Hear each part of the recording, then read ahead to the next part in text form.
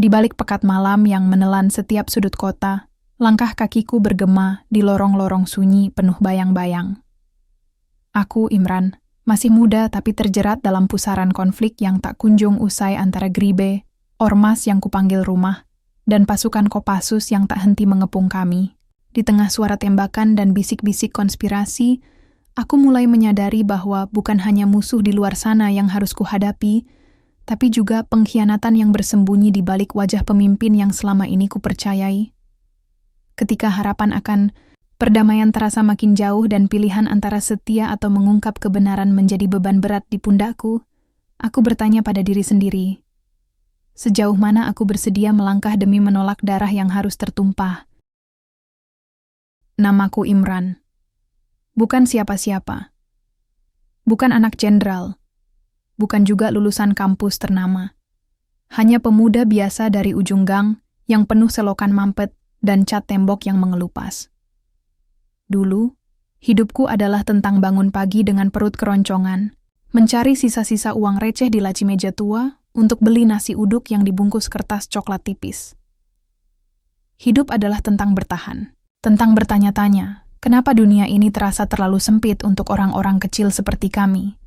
Sampai aku bertemu Gribe Ormas itu datang ke kampungku waktu aparat datang bawa alat berat.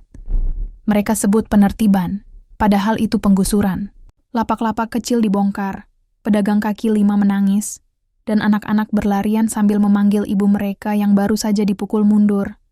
Dan di tengah kekacauan itu, berdirilah mereka, lelaki-lelaki bertubuh tegap dengan rompi hitam, kepala plontos, dan sorot mata tajam. Panji Gribe berkibar, merah menyala dengan simbol Garuda yang mencengkeram rantai putus. Jangan sentuh rakyat kecil kalau tak mau kami robohkan balik gedung kalian. Begitu kata pemimpinnya. Aku masih ingat jelas suara itu. Dalam, bergetar. Tak hanya menggema di udara, tapi juga masuk ke dadaku yang dingin dan lelah. Namanya Raja Mandala. Orangnya besar, melebihi manusia biasa. Bukan soal tinggi badannya, tapi cara ia berbicara, berjalan, menatap orang. Ia bisa membuat 1000 orang diam hanya dengan anggukan kepala. Di antara kami, ia bukan sekadar pemimpin. Ia panutan, simbol perlawanan, ayah dari anak-anak yang tak punya tempat berpulang. Setelah insiden itu, lapak warga kembali berdiri. Pemerintah mundur, setidaknya untuk sementara. Dan sejak hari itu, aku tahu, aku ingin ikut mereka. Gribe bukan sekadar ormas. Di mata kami, mereka pahlawan jalanan.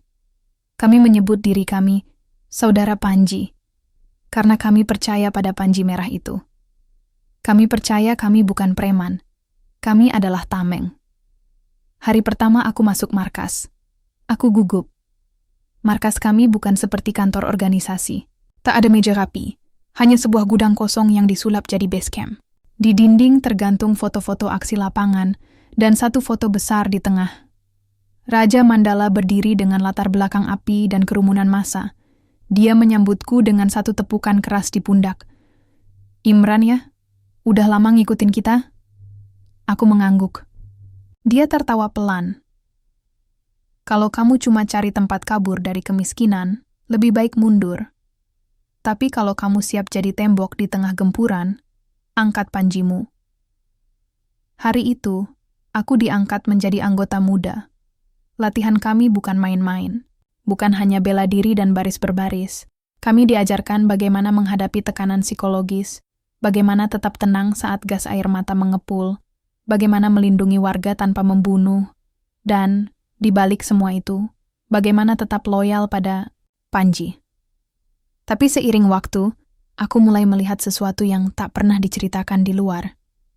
Gribe bukan hanya ormas pelindung rakyat kecil.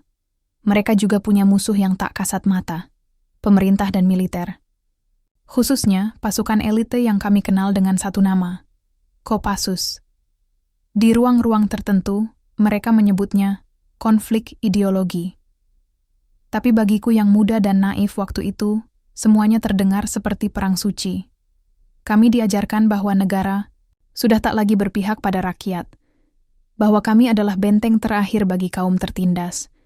Setiap pekan, kami kumpul di balai kecil, mendengarkan pidato Mandala, Ia akan berdiri di panggung dengan tangan mengepal, suara serak namun kuat. Kita lahir dari luka. Kita berdiri di atas tanah yang telah direbut dari petani. Jangan tunduk pada penguasa yang hanya mengenal angka dan laba. Dan saat ia bicara, tak satu pun dari kami yang meragukannya. Tapi di balik semua itu, aku, entah kenapa, mulai bertanya. Kenapa beberapa dari kami membawa senjata tajam? Kenapa setiap aksi turun ke jalan, selalu ada orang yang luka parah, bahkan sebelum bentrok dimulai? Dan kenapa? Semakin lama, kami seperti memburu konflik, bukan menghindarinya. Suatu malam, aku bertugas ronda di markas. Di luar dingin menggigit, dan hujan turun perlahan. Aku duduk di pojok gudang sambil menggenggam panji kecil yang biasa kubawa. Lalu, kulihat 2 orang kakak senior berjalan ke ruang dalam. Tempat hanya orang-orang tertentu yang boleh masuk. Aku tak sengaja mendengar percakapan Madane. Suaranya pelan, tapi jelas. Besok pagi, mereka datang dari pusat. Senjata udah siap? Siap. Mandala nggak mau kita kalah muka. Dia bilang, kalau perlu, bikin gaduh sekalian. Biar pusat tahu siapa yang pegang jalanan. Dadaku mendadak berat. Aku tak tahu pasti apa yang mereka maksud. Tapi malam itu, aku pulang dengan kepala penuh tanya. Aku ingin percaya bahwa kami ada di pihak yang benar. Bahwa Gribe bukan preman berseragam. Bahwa Mandala adalah penyelamat kami. Tapi keyakinan itu mulai goyah, dan aku belum tahu bahwa ini baru permulaan. Bahwa luka sebenarnya belum menganga. Bahwa panji yang kuangkat dengan bangga mungkin tak seputih niatku. Setiap pagi, aku bangun dengan semangat yang aneh. Seperti sedang berjalan di atas api. Tapi tetap melangkah karena percaya bahwa rasa terbakar, ini adalah harga dari keberanian. Hari itu, kami dikumpulkan di markas lebih awal dari biasanya. Matahari belum naik penuh ketika aku melihat para saudara Panji berdatangan satu persatu. Wajah-wajah mereka tampak serius, berbeda dari biasanya. Tak ada tawa. Tak ada lelucon sarkastik soal hidup miskin dan perut lapar. Aku duduk di pojok, mencoba menangkap percakapan di antara mereka. Beberapa menyebut nama-nama daerah, beberapa lainnya bicara tentang surat panggilan dari pusat, entah apa maksudnya. Tak lama, suara langkah berat terdengar. Mandala datang. Kali ini tak pakai rompi khasnya. Ia mengenakan jaket hitam dan topi, militer tua yang membuat wajahnya makin kelam. Kita dipancing, katanya tegas. Kemarin malam, pasukan Kopassus masuk ke kampung Pancasari. Tanpa surat, tanpa izin. Mereka obrak-abrik warung-warung kecil. Beberapa saudara kita luka. Dan satu dari mereka, ia berhenti sebentar, menarik napas. Mati, sontak ruangan. Sunyi, tak ada suara, tak ada gerakan. Yang terdengar hanya detak jam tua di dinding. Jangan pikir mereka datang untuk menjaga ketertiban. Mereka datang karena kita mulai menyuarakan sesuatu yang tak ingin mereka dengar. Dan mereka tahu, suara kita makin keras. Mandala mengangkat panji besar yang digantung di belakangnya, lalu menatap kami satu persatu. Kalian tahu apa artinya?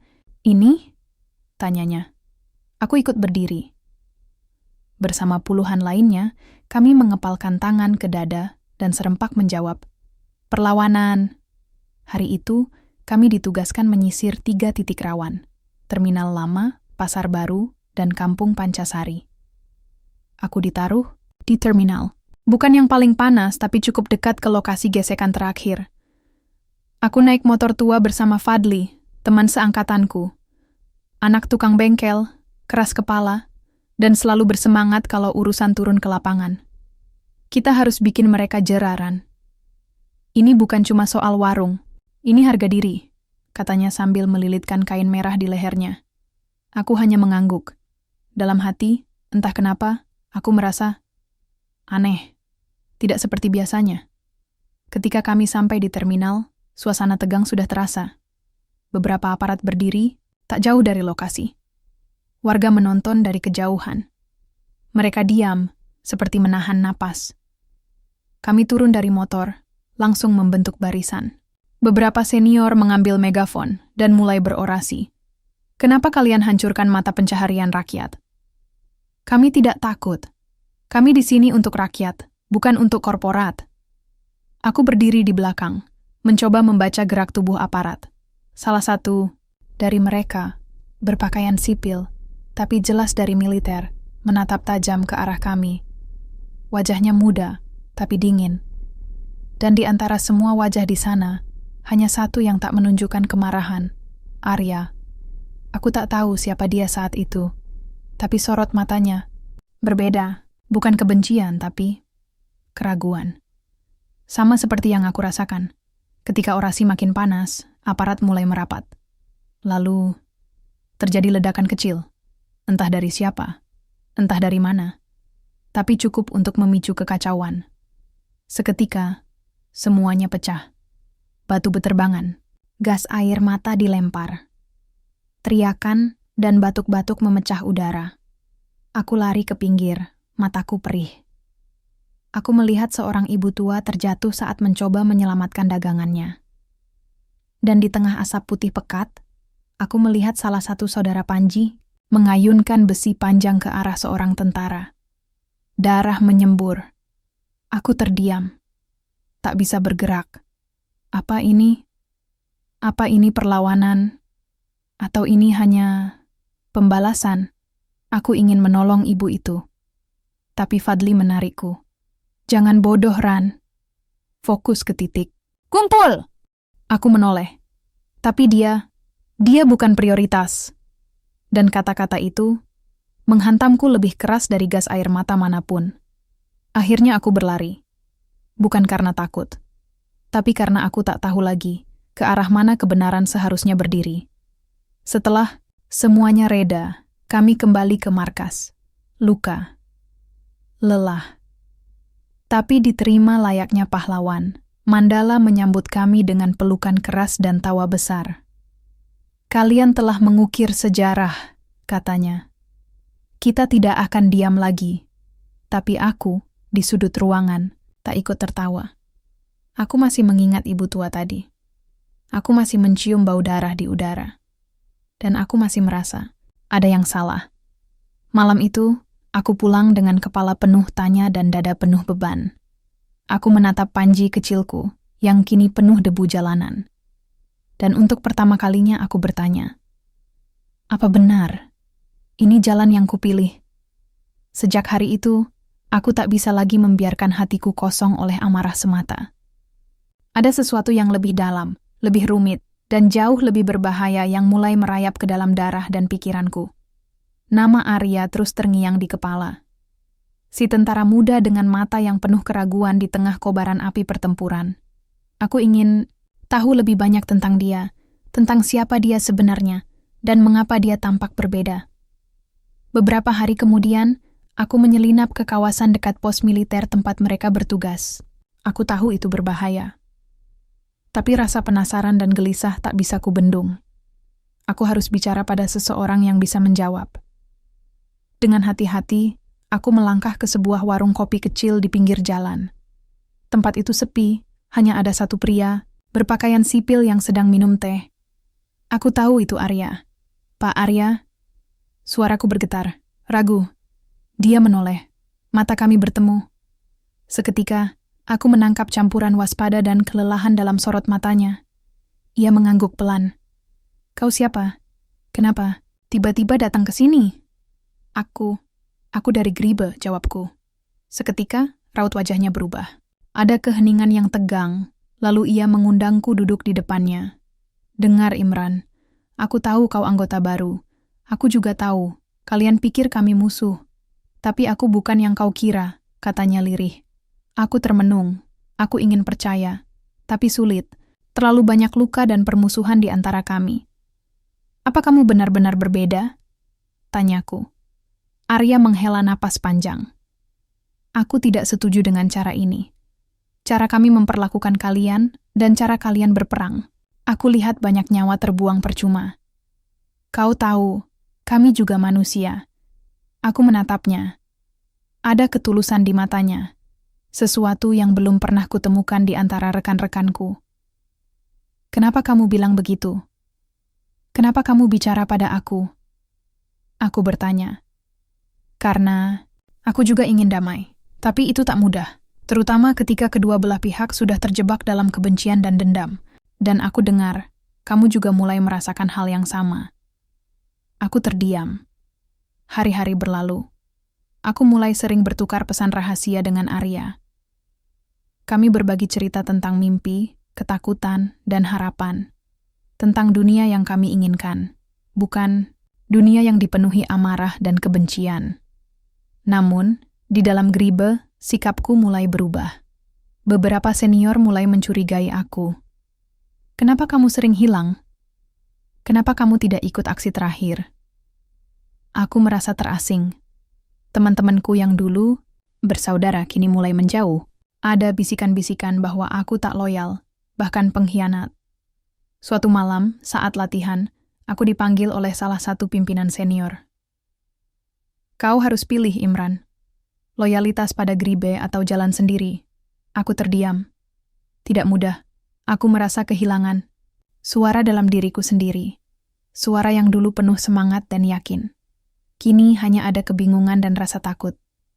Tapi aku tahu, aku harus memilih jalan yang benar, bukan yang mudah. Aku teringat kata-kata Arya. Damai bukan berarti lemah. Damai berarti kuat. Berani mengalahkan ego dan dendam. Aku ingin menjadi kuat. Aku ingin menemukan suara itu lagi. Hari-hari terakhir di markas mulai terasa semakin berat. Bukan hanya fisik, tapi juga beban batin yang aku rasakan tiap kali menatap wajah-wajah saudara Panji. Mereka yang dulu bersamaku, kini mulai memandang dengan tatapan penuh curiga. Rasa penasaran yang terus mendera membuatku tak bisa diam. Aku tahu ada sesuatu yang lebih besar dan tersembunyi di balik konflik ini. Sesuatu yang tak pernah kami dibuka secara gamblang oleh Raja Mandala atau para pemimpin lainnya. Suatu malam, saat suasana markas mulai sepi dan hanya beberapa orang yang masih berjaga, aku memutuskan untuk menyelinap ke ruang kecil di belakang markas. Ruang itu biasanya hanya dipakai oleh para petinggi, dan hanya mereka yang diizinkan masuk. Tangan ku getarkan saat ku geser pintu kayu itu perlahan. Di dalam, meja besar dengan tumpukan dokumen dan peta-peta yang tersebar. Ada beberapa orang di sana, termasuk Raja Mandala. Suaranya rendah tapi penuh wibawa. Aku sudah mengatur semuanya. Kopassus dan pemerintah pusat akan terperangkap dalam kekacauan yang kita ciptakan. Ini akan jadi pukulan telak buat mereka. Kita bisa menguasai jalanan, dan tak ada yang berani menentang lagi, ucap Mandala dengan nada penuh keyakinan. Aku menahan napas, merasa seolah seluruh dunia berhenti berdetak. Ini bukan tentang melindungi rakyat kecil lagi. Ini lebih dari itu. Salah satu orang berkata, tapi konsekuensinya bisa fatal, Pak Mandala. Banyak korban yang tak bisa kita hindari. Mandala hanya tersenyum dingin. Korban? Itu harga yang harus dibayar untuk perubahan besar. Mereka yang tidak ikut bersama kita akan tersingkir. Jantungku berdegup kencang. Ini pengkhianatan. Aku mengenal Mandala bukan hanya sebagai pemimpin. Dia adalah sosok yang aku hormati, bahkan kagumi. Tapi kini, semua yang ku ketahui tentangnya berantakan seperti kaca pecah. Aku berbalik pelan dan keluar dari ruang itu, menutup pintu tanpa suara. Seluruh malam aku berpikir, mencari jawaban. Aku tahu aku harus memilih. Tetap setia pada ormas yang selama ini kuanggap keluarga, atau mengungkap kebenaran demi menyelamatkan banyak nyawa. Pagi berikutnya, aku mencari Arya. Aku harus berbagi dan meminta nasihat. Ketika bertemu dengannya, aku merasakan beban yang sama terpancar dari matanya. Kita harus berhati-hati, Imran. Ini bukan lagi perang biasa. Ada kekuatan besar yang ingin memecah belah kita semua, katanya lirih. Aku tahu, perjalanan ini belum berakhir, bahkan baru saja dimulai. Pagi itu, udara di markas terasa lebih berat dari biasanya.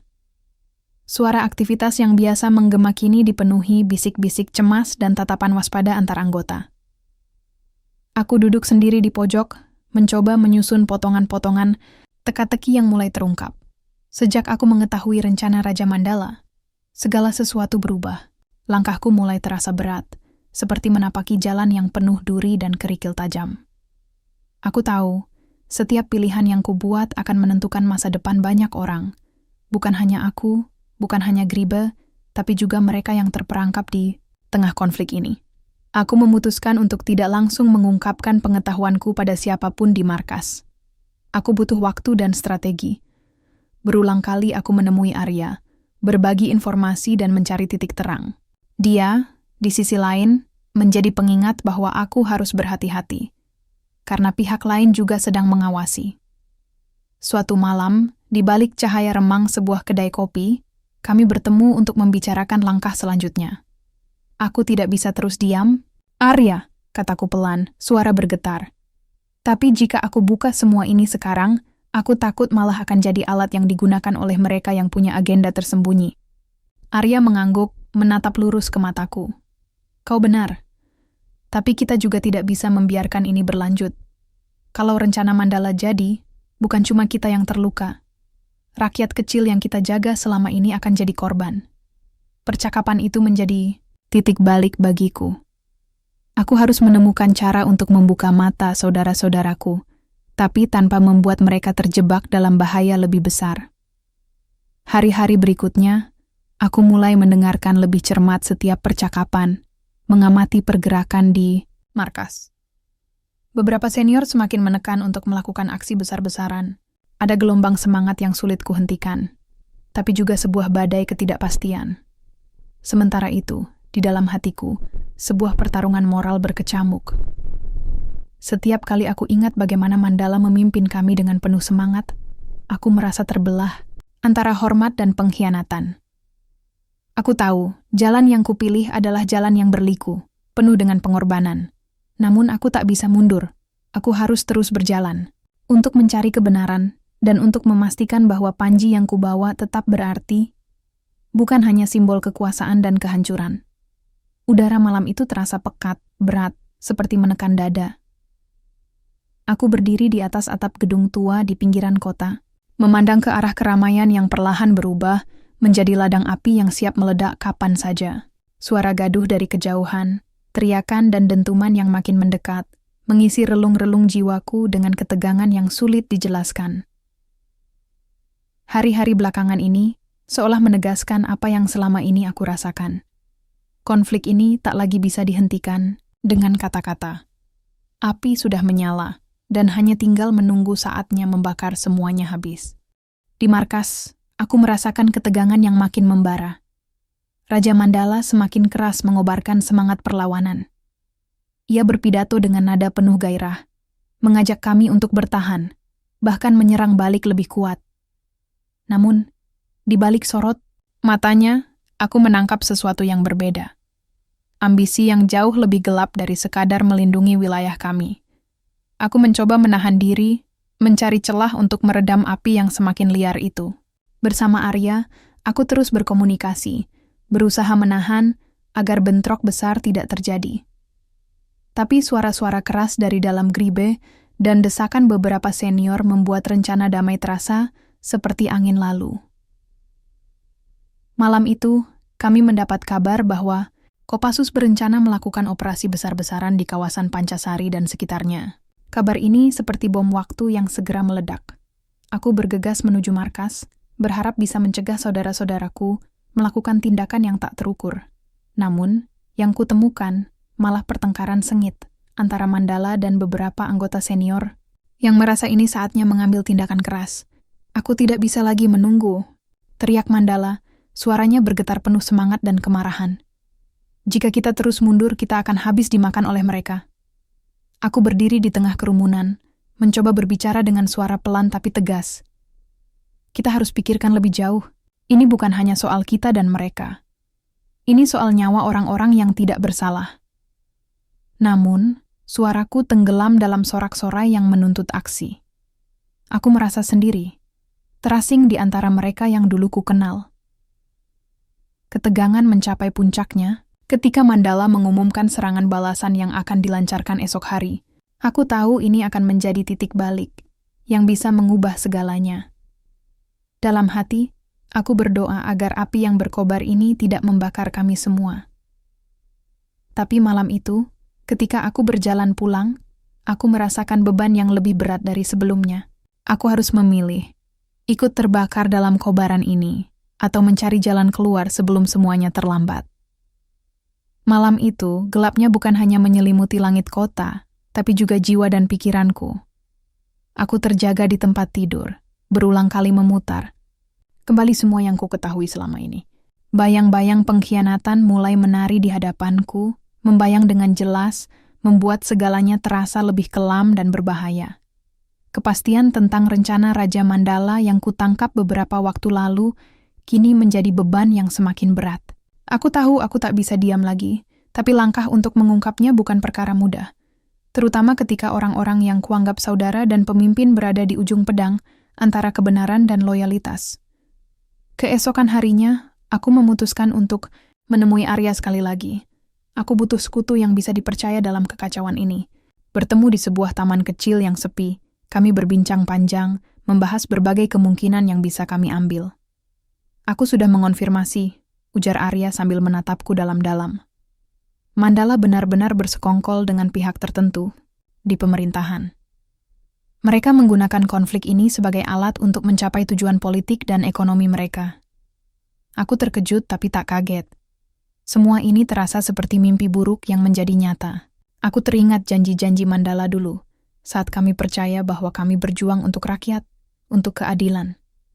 Tapi, Imran, lanjut Arya, mengungkap semua ini bukan hanya soal membongkar fakta. Ini soal menyelamatkan banyak nyawa. Tapi jika kamu bergerak, kamu harus siap kehilangan segalanya.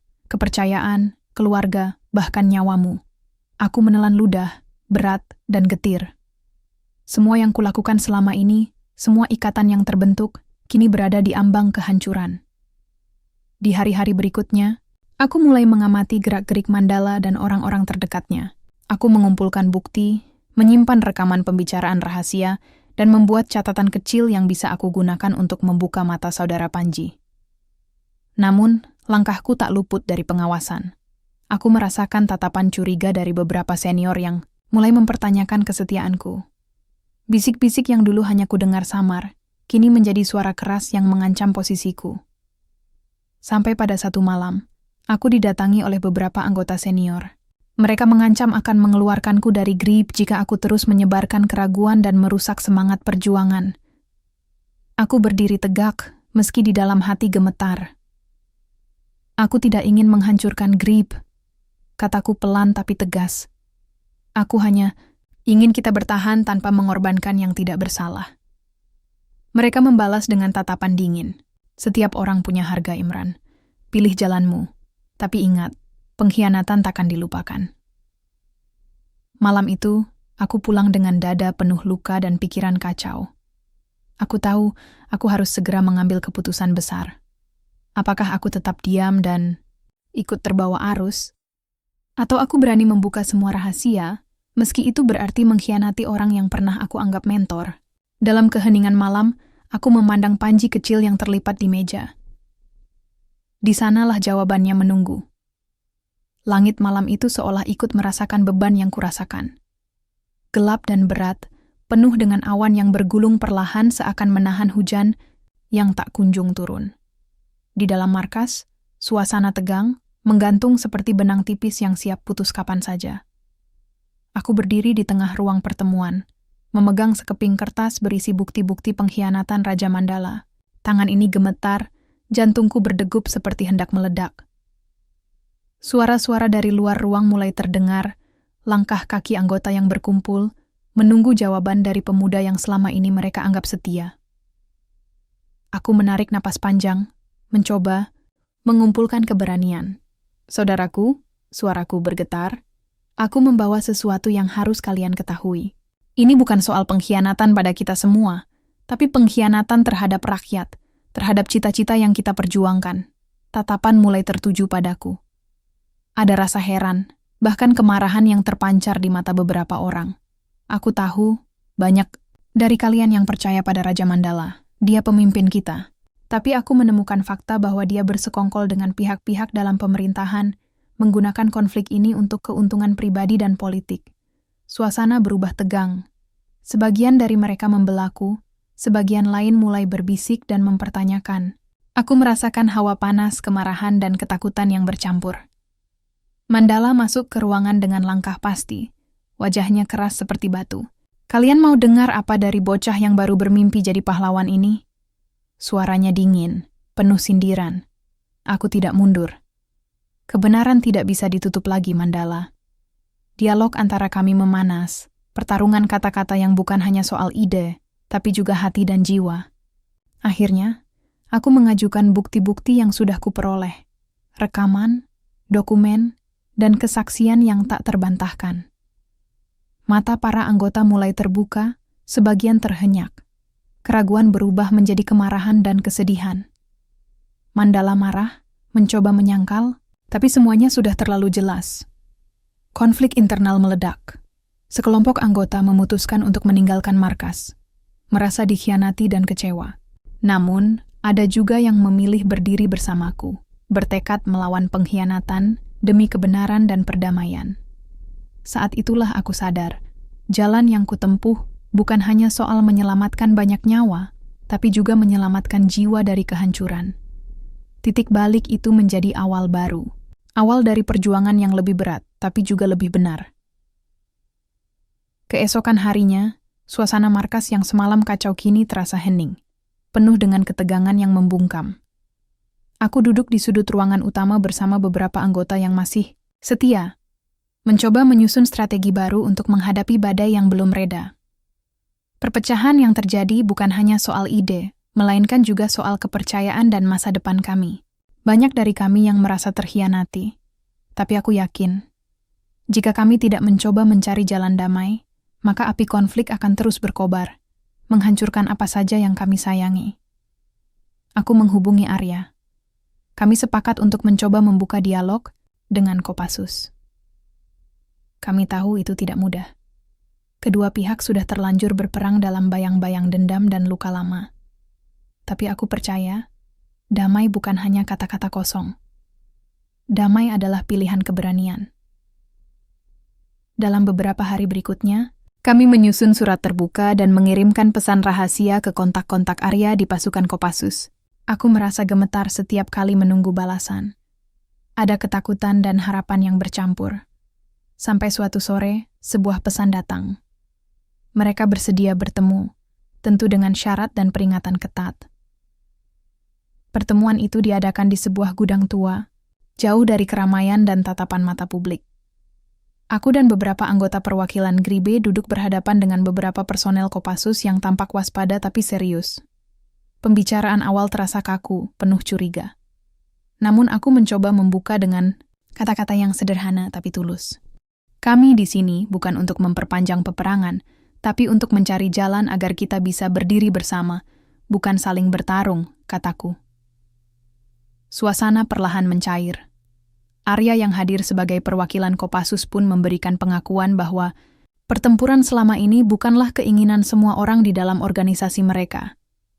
Kami berbagi cerita tentang kehilangan, tentang ketakutan, dan tentang mimpi akan sebuah negeri yang damai. Tidak mudah, tentu saja. Ada banyak ego dan luka yang harus disembuhkan. Tapi pertemuan itu menjadi titik awal yang sangat berarti. Aku pulang dengan harapan yang baru tumbuh di dada. Bahwa meski jalan ini penuh duri dan kerikil, masih ada sinar yang bisa kami kejar. Sebuah harapan untuk masa depan yang lebih baik. Damai bukan berarti lemah. Damai berarti keberanian terbesar dari semua keberanian. Udara pagi itu terasa segar, meski jantungku masih berdetak kencang dan pikiranku penuh dengan beragam perasaan. Setelah semua yang kami lalui, pengkhianatan, perpecahan, dan pertumpahan, darah yang nyaris terjadi, aku akhirnya bisa menarik napas lega sejenak. Namun, aku tahu bahwa jalan menuju damai sejati masih panjang dan berliku. Markas Gribe kini berubah. Tidak seperti dulu yang penuh dengan semangat kebangkitan yang membara. Kini suasananya lebih tenang, penuh dengan harapan yang hati-hati. Beberapa anggota yang dulu pergi karena kecewa mulai kembali, membuka lembaran baru. Aku melihat wajah-wajah yang kusayang, mereka yang tetap setia memilih jalan kebenaran dan kedamaian. Hari-hari terakhir adalah waktu kami memperbaiki luka dan membangun kembali kepercayaan yang sempat tercerai-berai. Aku berusaha menjadi jembatan antara anggota yang masih bergejolak dan mereka yang mulai menerima perubahan.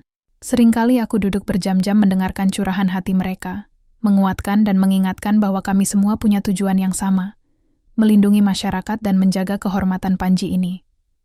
Aku ingat sekali saat kami mengadakan pertemuan besar untuk merancang kembali visi Gribe.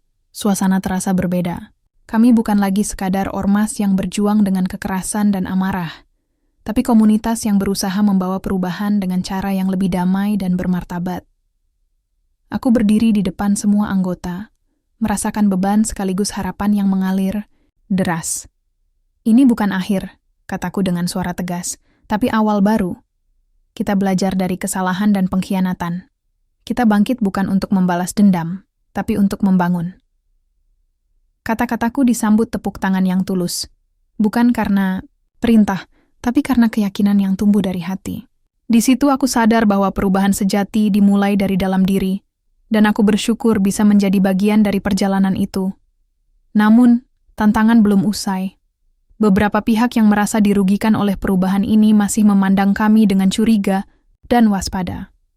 Aku dan beberapa anggota inti berusaha membangun komunikasi dengan berbagai elemen masyarakat dan pemerintah lokal, membuka ruang dialog untuk menghilangkan ketegangan dan membangun kepercayaan. Suatu sore, aku mendapat undangan untuk bertemu dengan perwakilan Kopassus di sebuah kafe kecil. Pertemuan itu adalah simbol bahwa meski kami pernah bertempur dan berseberangan, kini kami berusaha berjalan bersama demi kebaikan bersama. Kami mengapresiasi keberanianmu, Imran, ujar Komandan Arga, pemimpin Kopassus yang kukenal sebagai pria tegas namun adil.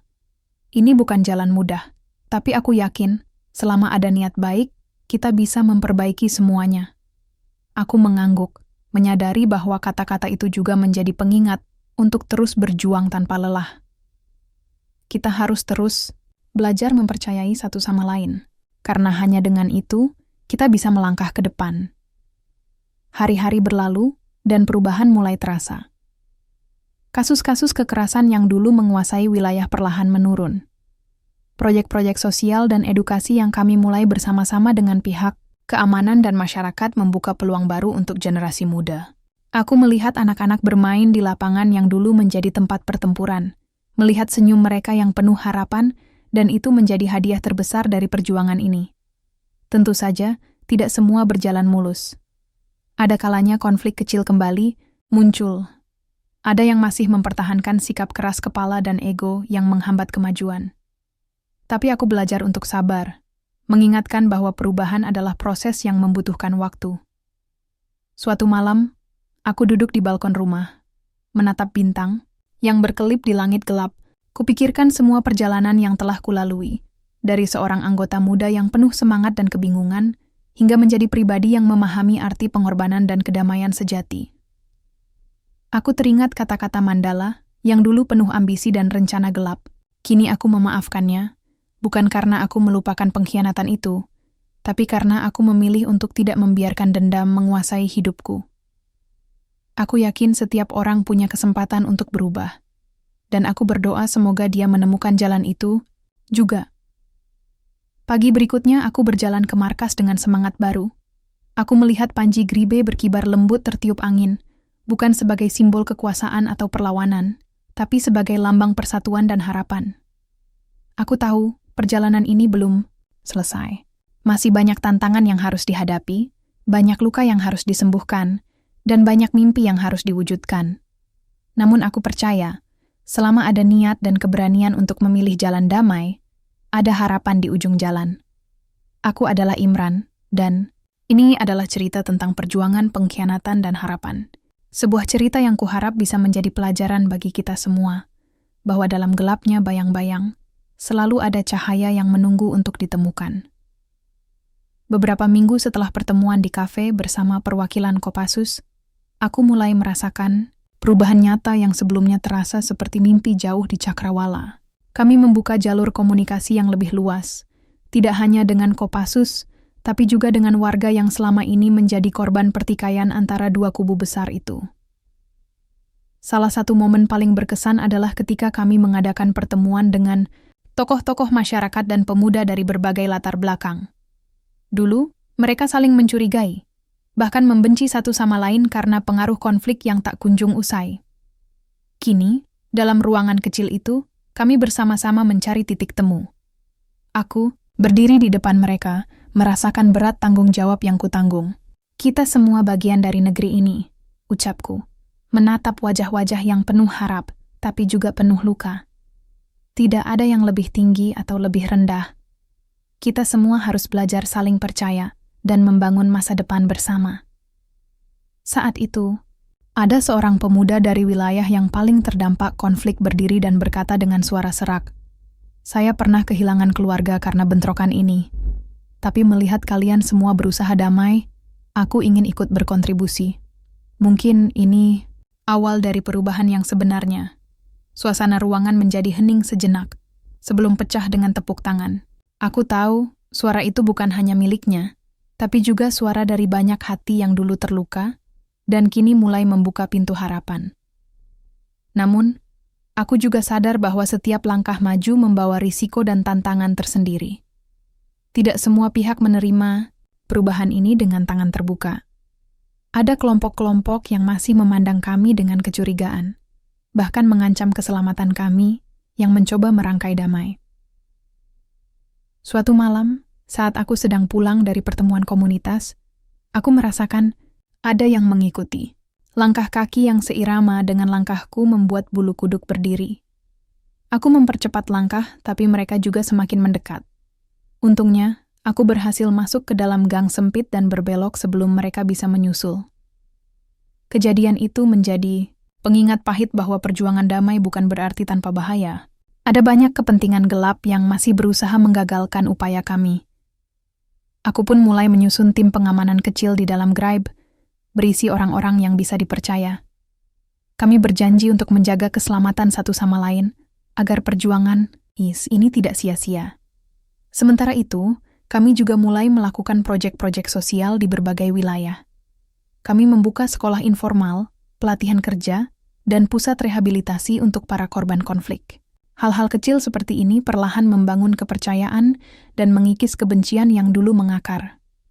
Hari-hari itu, aku sering melihat anak-anak bermain di jalanan yang dulu dipenuhi kerusuhan.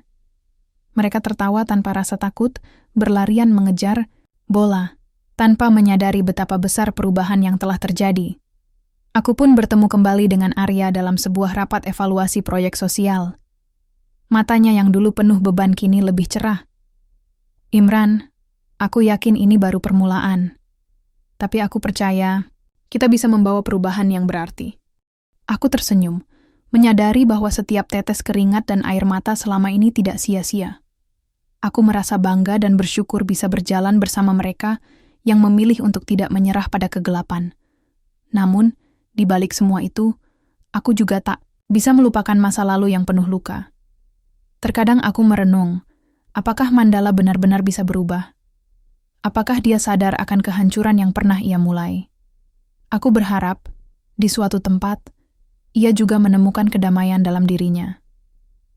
Suatu sore, saat matahari mulai tenggelam, aku berdiri di tepi sungai, memandang air yang mengalir tenang. Air itu mengingatkanku pada kehidupan, yang terus berjalan, meski penuh rintangan. Aku berjanji pada diriku sendiri, untuk terus menjaga api harapan itu tetap menyala. Untuk tidak membiarkan kegelapan kembali menguasai. Aku adalah Imran, dan aku percaya bahwa dalam setiap gelap ada cahaya yang menunggu untuk ditemukan. Aku percaya bahwa harapan selalu ada, bahkan di ujung jalan yang paling sunyi. Beberapa bulan setelah semua pergolakan dan perjuangan itu, aku berdiri di tepi lapangan, terbuka yang dulu menjadi saksi bisu pertarungan berdarah antara Gribe dan Kopassus. Angin sore mengelus wajahku, membawa harum tanah basah dan suara tawa anak-anak yang kini bermain riang tanpa rasa takut. Panji Gribe berkibar lembut di atas tiang, bukan sebagai lambang perlawanan, melainkan simbol harapan dan persatuan. Perjalanan ini mengajarkanku bahwa kebenaran bukanlah sesuatu yang mudah ditemukan, apalagi dipertahankan. Aku belajar bahwa loyalitas tanpa hati nurani bisa menjadi racun yang menghancurkan diri sendiri. Raja Mandala, yang dulu kuanggap sebagai mentor dan pahlawan, kini menjadi pengingat pahit tentang bahaya ambisi yang tak terkendali.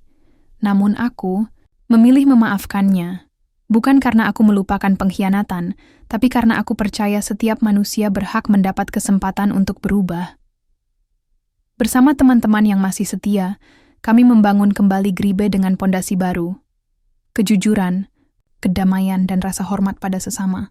Kami menggandeng Kopassus dan berbagai elemen masyarakat untuk menciptakan ruang dialog yang selama ini hilang. Tidak mudah melepas masa lalu, tapi aku yakin hanya dengan menghadapinya secara jujur, masa depan bisa diraih. Kadang aku termenung, membayangkan apa yang akan terjadi jika aku memilih diam dan menutup mata pada pengkhianatan itu. Berapa banyak nyawa yang mungkin hilang, berapa banyak luka yang semakin dalam. Keberanianku untuk berbicara dan mencari jalan damai bukan hanya menyelamatkan banyak orang, tapi juga menyelamatkan jiwaku sendiri. Malam itu, ketika bintang-bintang mulai bermunculan, aku menatap langit luas dan berbisik dalam hati. Ini bukan akhir, tapi awal dari sesuatu yang lebih besar. Aku tahu perjalanan ini masih panjang dan penuh tantangan, tapi aku siap melangkah dengan keyakinan bahwa di setiap gelap selalu ada cahaya yang menanti untuk ditemukan. Aku, Imran, berdiri di sini bukan hanya sebagai anggota muda yang pernah terjebak dalam konflik, tapi sebagai penjaga harapan yang tak pernah padam. Cerita ini mungkin berakhir di sini, tapi perjuangan untuk damai dan kebenaran akan terus hidup di setiap hati yang berani memilih jalan itu.